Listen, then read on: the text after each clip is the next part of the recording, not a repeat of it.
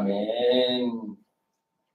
하나님의 말씀은 오늘 전할 설교 말씀은 요한복음 14장 1절에서 4절까지 말씀입니다. 근심하지 말라고 얘기했는데요. 뭘 근심하지 말라는 것일까요? 지금 이 부분은요, 가장 근심할 사람은 예수님입니다. 지금 가룟 유다가 예수님을 배반하려고 예수님이 찢어진 떡 조각을 갖고 나가버렸습니다. 그리고 베드로는 예수님을 3번 부인할 것이라고 한 얘기를 들었습니다. 한 제자는 배반하고 다른 제자들은 부인하고 도망가게 됐습니다. 그리고 예수님은 좀 있다가 신문을 당하고 채찍으로 맞고 십자가에 죽을 겁니다. 그럼 제일 근심에 빠진 사람은 지금 예수님이에요. 그런데 예수님은 자기 입장, 자기 그 근심을 말하지 않고 지금 14장의 제자들한테 근심하지 말라고 얘기하고 있는 거예요. 그 배경을 알아야 됩니다. 예수님이 지금 한밤중에 배반하러 나간 가룟 유다와 자신을 부인할 베드로들 도망칠 제자들을 앞에 두고 섭섭하다, 그럴 줄 몰랐다, 이런 게 아니라 심하지 말라고 하는 거예요. 제가 한번 읽어보겠습니다. 너희는 마음에 근심하지 말라. 하나님을 믿으니 또 나를 믿어라. 내 아버지 집에 거할 것이 많도다. 그렇지 않으면 너희에게 일렀으리라. 내가 너희를 위하여 거처를 예비하러 가노니 가서 너희를 위하여 거처를 예비하면 내가 다시 와서 너희를 내게로 영접하여 나 있는 곳에 너희도 있게 하리라. 내가 어디로 가는지 그 길을 너희가 아느니라. 아멘. 이 땅에 우리 인생들은 근심할 일들이 참 많습니다. 여러분, 어떤 일로 제일 근심이 됩니까? 정도의 차이가 있겠지만 내가 뭘 좀 해보려고 했는데 안 됐을 때 제일 낙심스럽고 좌절이 옵니다. 영적 침체죠. 이렇게 열심히 일을 했는데 아무 보람이 없이 그냥 무너졌을 때 너무 좌절스럽고 근심스럽고 정말 헛산 것 같고, 내가 뭐 하려고 이 애를 썼나, 자식을 키우려고 뭐래 이 애 썼나, 몰라고 이렇게 살려고 버둥거렸나 하는 때가 옵니다. 참 힘들지, 허무하지. 우리 한국 사람들이 특별히 쥐구멍이라도 들어가고 싶다. 말하면 쥐구멍이 어딨나요? 그리고 이런 말도 하죠. 낯짝도 두껍지 어떻게 나타났대, 이런 말 하죠. 정말 볼 면목이 없습니다. 그런 말 하죠. 우리가 정말 볼 면목이 없어요. 또 우리가 화장을 안 했을 때 누가 찾아오면 어떡합니까? 화장도 못했는데, 내가 준비 안 됐고 볼 면목이라는 건 얼굴면이죠. 눈목이죠. 얼굴과 눈을 보여줄 수가 없다. 이런 그 영적 침체, 우리의 허무함, 우리의 연약함을 드러내기가 참 쉽지 않습니다. 그러니까 환자를 만났어도 죄송해요, 면목이 없어요. 지난번에 아프셨는데 못 가봐서 죄송해요, 면목이 없습니다. 만나기가 두려운 거예요. 누구 결혼식에 가야 되는데 돈이 없어서 못 갔어요. 축의금을 못 냈어요. 그건 뭐예요? 너무 면목이 없어요. 장례식에 꼭 가야 되는데 못 갔어요. 면목이 없어요. 그런데 또 나타나면 수근수근합니다. 낯짝도 두껍지, 홍경 뭐 있다고 나타났어라고 말을 합니다. 우리가 설날 또는 추석날 선물이라도 보내고 인사라도 하는 것이 무엇입니까? 내 낯을 좀 알리고, 내가 당신을 그래도 이렇게 선물로 드리지 않았습니까? 라는 그런 내 낯을 세우는 면이 훨씬 맞습니다. 정말 그 사람이 그것이 필요해서 주고 그 사람의 도움이 돼서 줬다기보다도 내 얼굴과 내 눈, 면목을 세우고 내 낯을 세울 때가 많습니다. 그래서 진짜 근심되는 상황이 내 낯을 세울 수 없을 때, 면목이 없을 때, 아무 자랑할 것이 없을 때, 참, 정말, 어떻게 얼굴 둘 데가 없죠. 사실 제자들에게 예수님께서 근심하지 말라고 했을 때, 제자들이 낯이 없어요. 예수님께 뭐라고 말했습니까? 다른 사람이 다 버리고 주를 떠나도 나는 주를 버리지 않을 거예요. 주를 위해 죽을 거예요. 큰 소리 빵빵 쳐놓고는 예수님 3번 부인하고 다른 제자들 다 도망가 버렸어요. 얼마나 낯짝이 없습니까? 어떻게 예수님을 보러 나옵니까? 우리가 교회를 못 나오는 이유가 사실 뭐 의심도 있고 믿음이 없는 것도 있겠지만은 진실한 면에서는 낯짝이 없는 거예요. 아유, 내가 주님을 위해 한 것도 아무것도 없는데, 잘난 것도 없는데 한 주 안 가다면 괜히 미안하고 내세울 것도 없고 목사님한테 잘한 것도 없고 교회도 한 것도 없는데 내가 무슨 낯짝으로 교회를 가나. 그런 것들이 우리를 영적 침체에 빠지게 합니다. 좌절이라고 하고 냉소라고도 합니다. 자기가 비웃는 거예요. 자기를 비하하는 거예요. 난 낯짝도 없지. 그게 사실 낯짝과 면목을 따지는 것은 자기 자존심을 섬기는 거예요. 내 자존심이 나를 좌절케 하고 내 자존심이 나를 냉소하게 만들어서 결국 제자들이 어떻게 됩니까? 아이고, 나 같은 것이 예수님 배반했는데, 예수님 팔아먹었는데, 예수님 부인했는데, 큰 소리치고 도망쳤는데, 내 같은 게 뭐 나는 해도 안 돼. 내가 뭐 예수님 뭐 그렇습니다. 그냥 이렇게 살다 죽지 뭐. 아무것도 하기도 싫고 하나님 앞에 나아갈 수도 없게 되는 것이 영적 침체입니다. 자신의 얼굴을 보는 것이지. 그때 예수님께서 근심하지 말아라. 그 네 입장 생각하지 말고 예수님의 베푸신 은혜를 받아들이라고 우리에게 말해주는 줄 믿으시기를 바랍니다.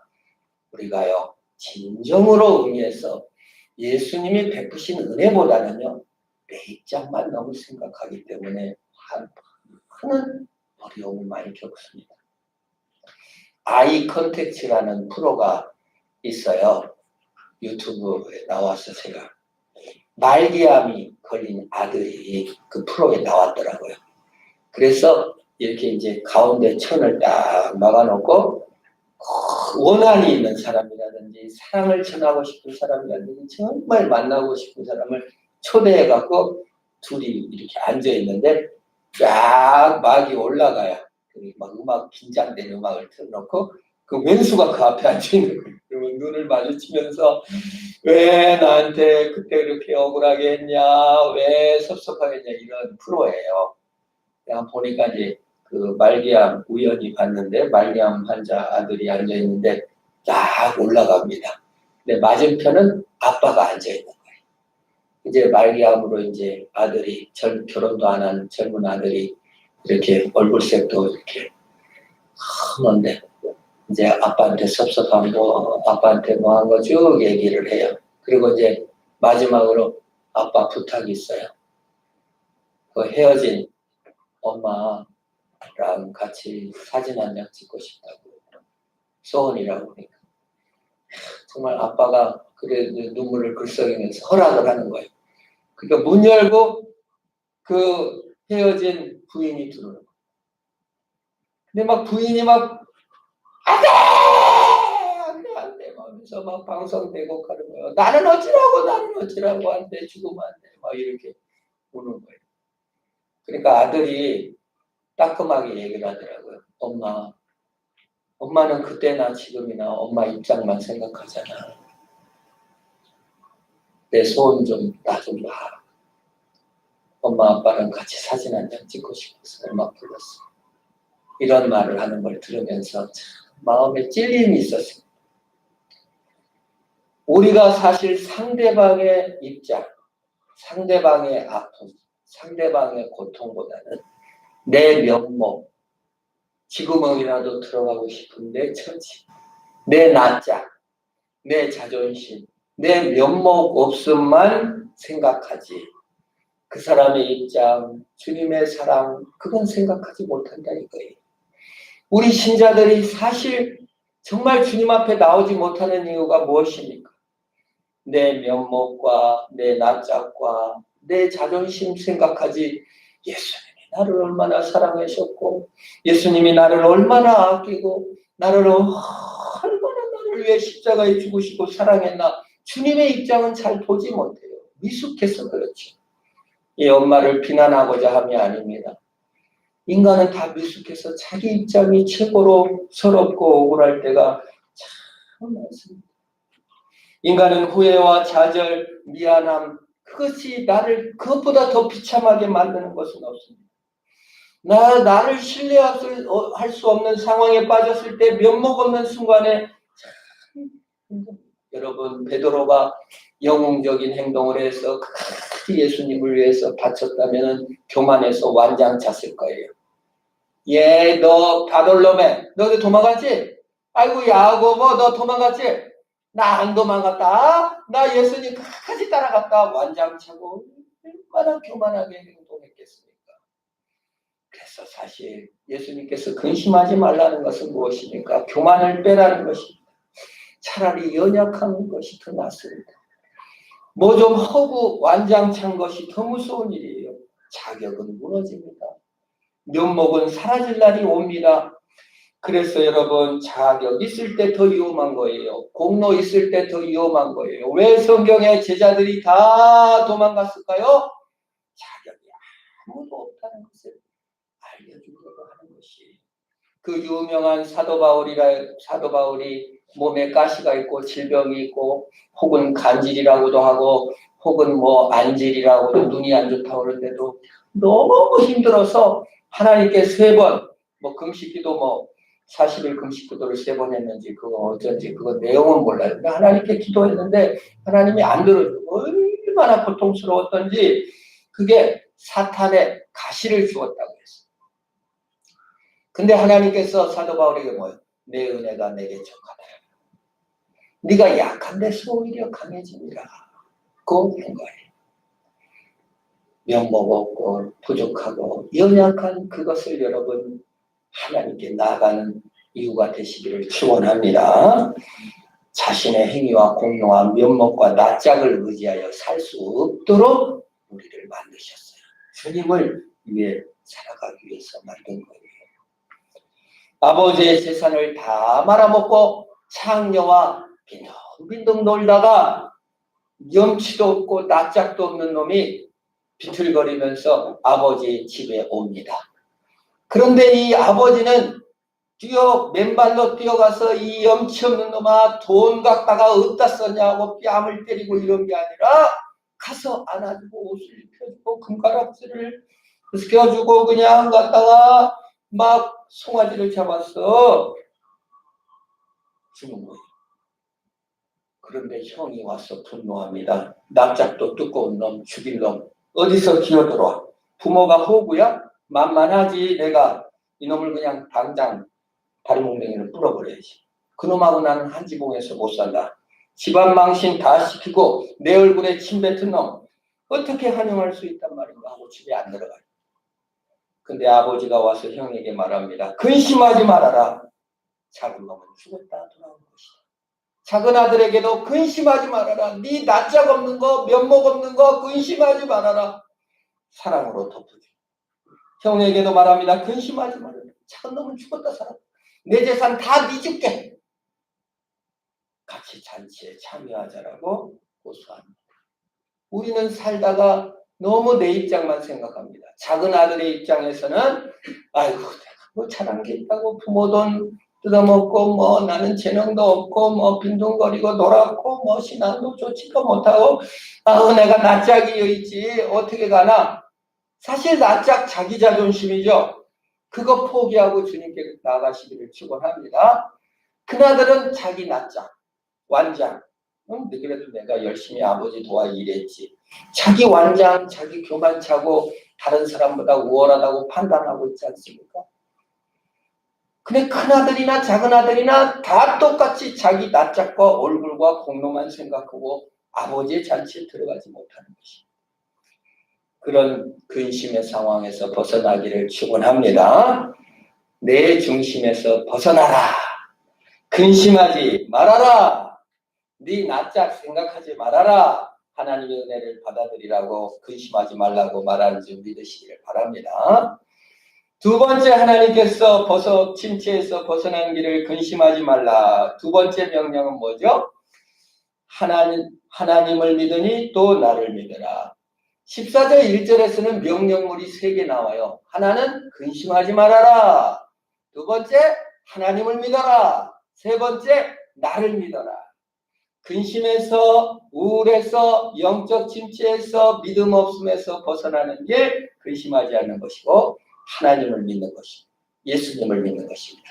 하나님은 우리를 다스리시고 창조하시고 섭리하시는 분이시요, 예수님은 우리를 위해 십자가에 죽으시고 부활하신 분입니다. 여기서 믿는다는 것은 뭡니까? 내가 조종하거나 이용하거나 부채의식으로 안기는 것이 아니라는 것이에요. 인디언들은 비가 안 오면 기우제를 지냅니다.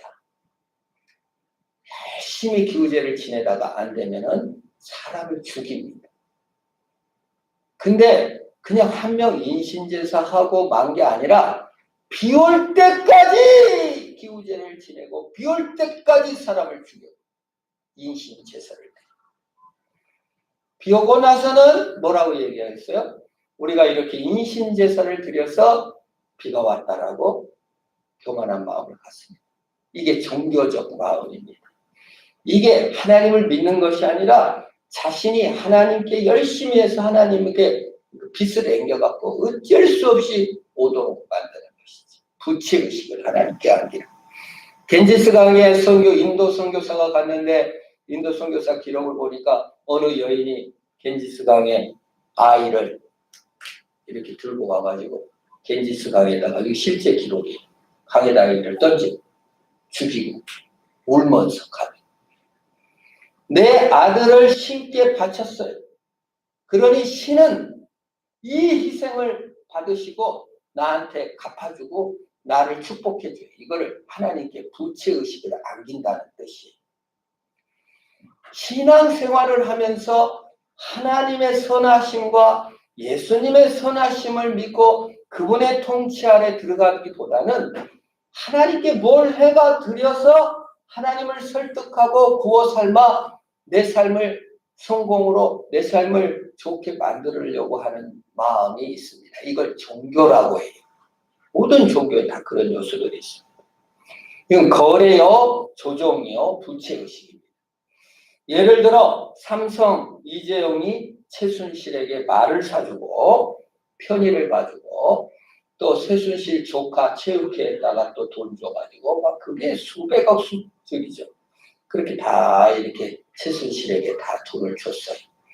그러니까 최순실이 삼성 그 재산을 승계 이건희로부터 아들에게 넘겨줍니다. 근데 원래 재산을 넘겨줄 때 상속세가 어마어마해요. 조 단위로 내야 돼. 원래 내기 싫으니까. 뇌물 몇백억 몇천억 준 거보다 세금 다 내는 것보다 쉬우니까 결국 국민연금이 손을 들어줘서 다 삼성 승계를 이루었다는 말이에요. 이게 뭡니까? 이재용이 최순실한테 준 것은 뇌물입니다. 내가 부채를 안겨서 나의 이득을 위해 쓴 것이지. 그러나 이제 재판을 받을 때 이재용은 아닙니다. 내라고 해서 어쩔 수 없이 냈어요. 계속 피해자입니다. 나는 몰라요.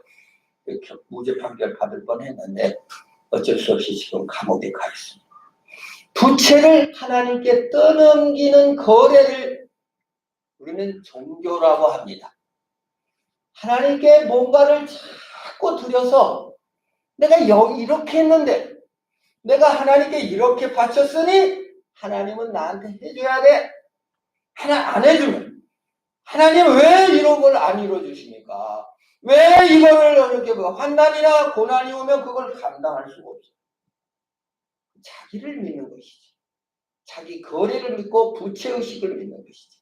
자기가 한 일을 믿는 것이, 행위를 믿는 것이. 그런 거래와 부채의식에서 벗어나서 하나님을 믿고 예수님을 믿어라. 하나님이 창조하고 다스리고 예수님이 나를 위해 죽으시고 부활하셔서 내 죄를 가져간 걸 믿으시기를 축원합니다. 이걸 믿음이라고 하는 거예요. 이걸 복음이라고 하는 거예요. 이제 예수 안 믿는, 이제 교회 안 나온 비종교인은 하나님 기도해야 돼. 하나님 맡겨야 돼. 그냥 살아. 이래도 똑같고 저래도 그거. 예수 믿는 사람 불로장생한다냐? 우리 아버님이 늘 예수 믿으면 불로장생하냐? 예수 믿어도 다 죽더라. 아프기도 다 아프더라. 더 무서워하더라. 비종교인은 아예 하나님한테 부채고 그냥 이런 것도 없이 그냥 살다 가는 거지 뭘 또 그걸 하냐. 이게 부종교. 종교는 하나님께 부채를 안겨서 나한테 뭘 해주라. 종교인이 더 마음이 괴로워요, 사실은. 왜? 내가 이렇게 했는데 왜 이걸 안 들어줬을까? 고난이 올 때마다 나는 내가 하나님께 그렇게 기도했는데 이것도 안 해줬나? 근심이 많아져요. 교회를 안 다닐 때보다 다닐 때 근심이 더 많은 사람이 많습니다. 왜? 자꾸 뭘 했는데 하나님이 안 해주니까. 부채의식을 주님께 앵기니까 그래. 근데 예수님이 말하죠. 근심하지 말고 나를 믿어라. 내 십자가를 믿어라. 내 창조와 섭리를 믿어라. 내가 너희를 사랑한 걸 믿어라. 내가 너희 죄를 위해 죽은 걸 믿어라고 주님께서 요청하고 계시는 거예요. 영접해라고 말하는 것입니다. 그게 복음입니다. 복음을 믿는 저와 여러분 되기를 바랍니다. 여러분의 생각과 성공으로 삶을 판단하는 게 주님 우리를 사랑하십니다. 세 번째, 예수님께서 내 아버지 집은 거할 것이 많다. 내가 처소를 예비하러 간다. 내가 갔다가 다시 오겠다라고 얘기했어요. 처소, 천국입니다. 천국은 뭡니까? 우리가 교회를 나오면 천국 갑니다. 티켓 받은 걸로 착각하면 안 돼.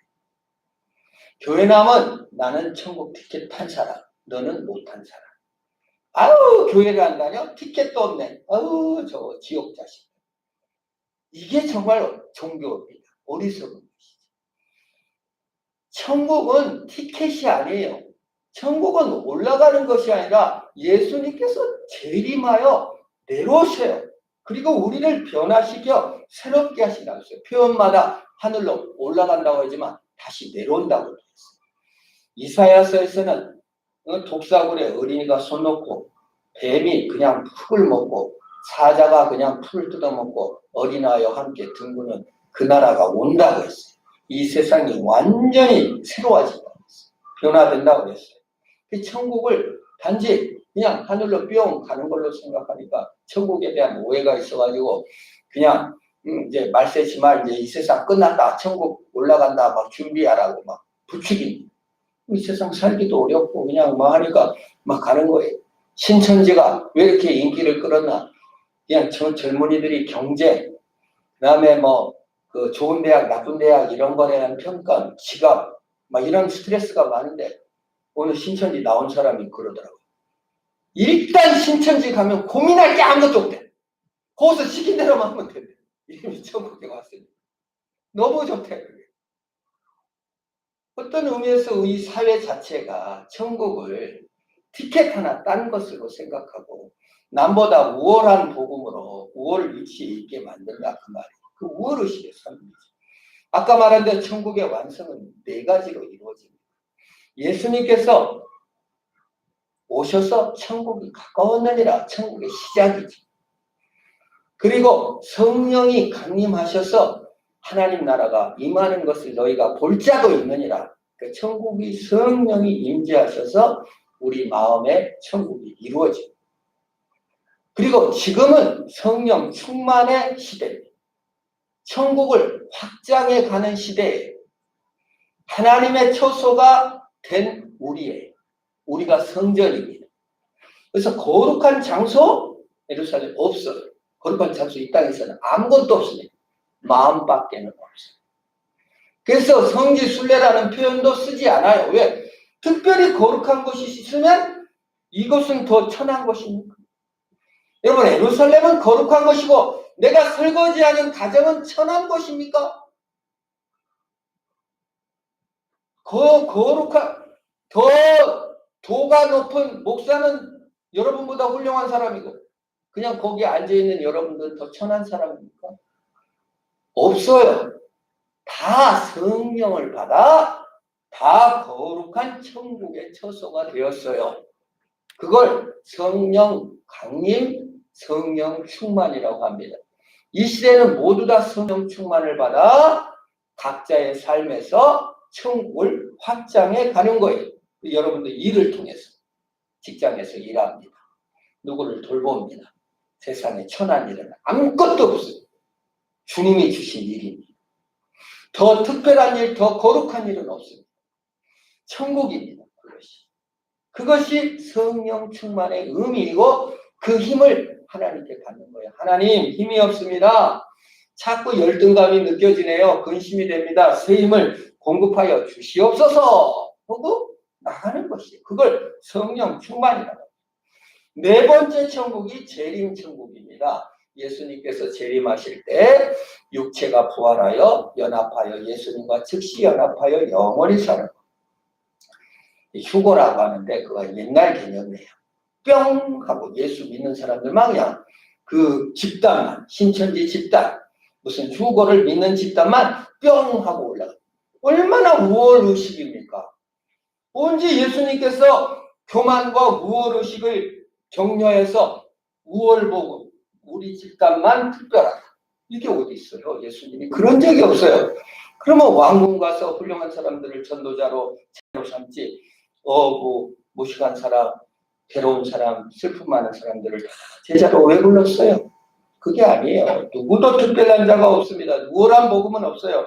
누구나 다 성령을 받아 거룩한 처소로 지어져 가는 줄 믿으시기를 바랍니다. 이 천국 개념을 잘 알아야 편해요. 지금은 성령 충만을 바라는 천국이요.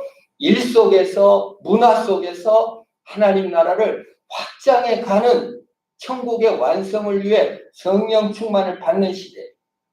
재림 천국, 특별한 복음, 우월한 복음, 우월한 교회, 우월한 사람 되려고 하지 말고 성령 충만을 받으시기를 바랍니다. 저서로 마련하신 주님께서 우리 안에 임재하십니다. 네 번째로 4절에 제자들에게 내가 가는 길을 너희가 안다 그랬어요. 여기 참 이상한 말이에요. 유일하게 요한복음에서만 이런 표현이 있어요. 마가복음, 마태복음, 누가복음에서는 제자들을 다 도무지 깨닫지 못하더라. 묻기도 두려워하더라. 정말 아직도 의심하는 자가 있더라. 예수님이 부활해서 제자들에게 왔는데 성경이 뭐라요? 제자들 아직도 의심하는 자가 있더라 이랬어요. 근데 예수님께서 제자들에게 오늘 내가 가는 길을 너희가 안다. 도망치고 깨닫지 못하고 그랬는데도 안다고 하시는 거예요. 여러분, 복음은 선물이요. 우리의 이해를 뛰어넘는 것인 줄 믿으시기를 축원합니다. 주님은 선물로 알려주십니다. 어린아이가 엄마를 알 때 엄마! 유전 분석 안 했어요. 낳은 거 안 봤어요. 그런데 엄마! 하고 엄마를 압니다. 엄마를 다 압니까? 엄마 성격을 압니까? 엄마 기질을 압니까? 다 몰라요. 그냥 엄마를 아는 거예요. 엄마가 그냥 좋은 거예요. 믿음을 가지시기를 바랍니다. 주님 다 알지 못해도 믿으시기를 축원합니다. 이미 선물로 주어진 거예요. 다 따진 다음에 엄마를 인정하는 것이 아니라 엄마! 하나님이 그 믿음이 보는 것입니다. 주신 선물을 주신 것입니다. 우리는 주를 알 수 있습니다. 모르는 게 아니라 아는 것이. 그 속에 다 있지. 엄마를 다 이해 못해도 엄마! 우리 하나님 다 이해 못해도 하나님 나를 사랑하시는 줄 믿습니다. 믿으시기를 바랍니다. 여러분 하나님이 선한 계획을 갖고 지금 고통이 있고 어려움이 있고 내 마음대로 안 되고 속상한 일이 있고 정말 행위나 공로는 저 부족해도 하나님이 아십니다. 하나님의 선하심을 압니다. 복음은 홍해를 가르고 복음은 요단강을 가르고 복음은 태양도 멈추게 할 날이 있습니다. 몰라요. 그 현장까지 가기 전까지 주님이 우리에게 베푸신 것을 내 이해력, 내 판단력, 내 면목, 내 생각으로 제한하지 말고 주님의 믿고 영적 침체에 벗어나 천국을 누리는 저와 여러분 되기를 주의 이름으로 축원합니다. 우리 한번 기도하겠습니다. 우리 합심으로 기도합시다. 하나님, 내 근심을 내려놓습니다. 내 면목을 내려놓습니다. 지금으로 들어가고 싶은 내 자존심 내려놓고 예수님 하신 일을 믿습니다. 영적 침체에서 벗어나게 하소서. 냉소하고 좌절한 데서 벗어나 하나님을 믿고 승리하는 내가 되게 하옵소서. 우리 합심으로 한번 기도합시다. 기도합니다. 하나님 감사합니다. 나를 사랑하신 주님, 면목이 없어서 창녀와 함께 말아먹어서 주님 앞에 도저히 나갈 면목과 낯짝이 없어서 나를 냉소하고 좌절했던, 나는 해도 안 된다는 비참한 의식에서 벗어나게 하시옵소서. 하나님을 믿게 하옵소서. 하나님, 교만한 마음, 공로 마음, 하나님을 통제하려는 마음, 하나님께 부채의식을 안겨서 조종하려는 마음 내려놓습니다. 주님을 믿습니다. 가장 선하고 가장 좋은 곳으로 채우신 하나님, 내 이력과 내 판단, 내 무엇보다도 크신 주님, 영적 침체에 벗어나 천국을 사는 자가 되게 하옵소서. 예수님의 이름으로 기도합니다. 아멘.